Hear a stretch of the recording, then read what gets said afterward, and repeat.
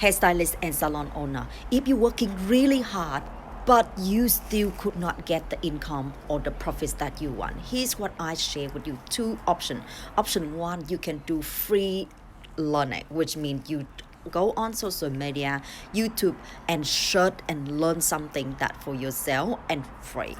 You learn that. I spend half an hour at least to learn something new and add the value into your client. So then you can increase the price higher. So then you can have more profits, work less but make more. Another option, you know that you can add value by investing yourself. Find someone, some mentor or the course online, someone that be able to help you with your skill, you and your team with the skills you need.